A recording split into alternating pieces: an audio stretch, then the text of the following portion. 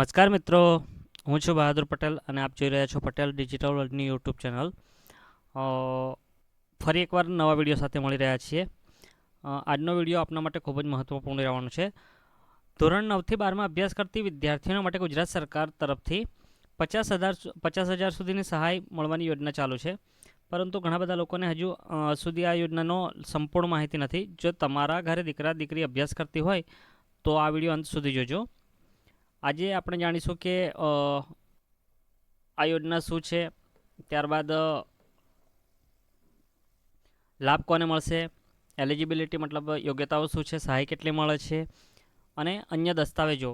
ત્યારબાદ મહત્ત્વપૂર્ણ નિયમો અને શરતો, અરજી પ્રક્રિયા મતલબ ફોર્મ કેવી રીતના ભરવાનું રહેશે, સહાય કેવી રીતના મળશે, ક્યારે અરજી કરવી, ધ્યાનમાં રાખવાની મહત્ત્વની બાબતો અને કેટલાક મહત્ત્વના વારંવાર પૂછાતા જે પ્રશ્નો છે એના વિશે ચર્ચા કરીશું.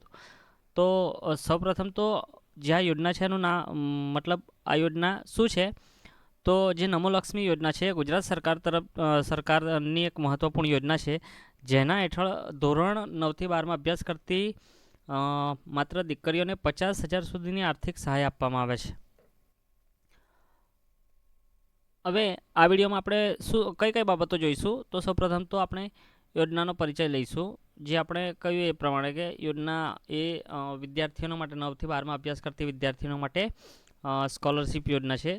લાભ કોને મળશે, એલિજિબિલિટી શું છે, સહાય કેટલી મળે છે, જરૂરી દસ્તાવેજો કયા કયા છે, મહત્ત્વપૂર્ણ નિયમો, અરજી પ્રક્રિયા કેવી રીતના થાય છે, સહાય કેવી રીતે મળે છે, ક્યારે અરજી કરવી અને કેટલીક ધ્યાનમાં રાખવાની બાબતો વિશે ચર્ચા કરીશું. તો ચાલો આગળ વધીએ.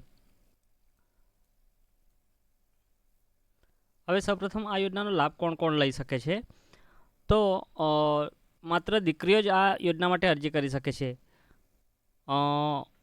એક જ મિનિટ, આપણે આગળની સ્લાઇડમાં પણ આ જ ચર્ચાઓ આવશે, તો આપણે એ જ સ્લાઇડ પર જતા રહીએ. હા, અહીંયા હવે જે અરજદાર વિદ્યાર્થીની છે એ મૂળ ગુજરાતની કાયમી રહેવાસી હોવી જોઈએ. જે પારિવારિક વાર્ષિક આવક છે એ 6 વર્ષથી વધુ હોવી જોઈએ નહીં. મતલબ કે કુટુંબની જે ટોટલ આવક છે એ 6 લાખ કરતાં વધવી જોઈએ નહીં. જે વિદ્યાર્થીની છે એ સરકારી સ્થાનિક સંચાલિત માન્યતા પ્રાપ્ત શાળામાંથી અભ્યાસ કરતી હોવી જોઈએ. દર વર્ષે સમયસર અરજી કરવી અને દસ્તાવેજો છે સબમિટ કરવા જરૂરી છે.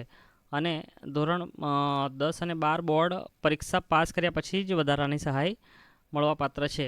હવે ખાસ બાબતો એ છે કે આ જે સહાય છે એ ડીબીટી દ્વારા સીધા જ જે અરજદાર છે એમના બેંક ખાતામાં જમા થાય છે. અને સહાયનો લાભ ફક્ત અરજદાર વિદ્યાર્થીને જ મળવાપાત્ર છે. જો તમે ખોટી માહિતી ભરી અને ખોટી માહિતી આપી અને ફોર્મ ભરો છો તો તમારું જે ફોર્મ છે એ રદ થઈ શકે છે. હવે આ યોજનાનો લાભ કોણ મેળવી શકે, તો આપણે અગાઉ ચર્ચા કરી એમ માત્ર વિદ્યાર્થીનીઓ જ આ યોજનામાં અરજી કરી શકે છે. આ બધું આપણે જોઈ લીધું છે.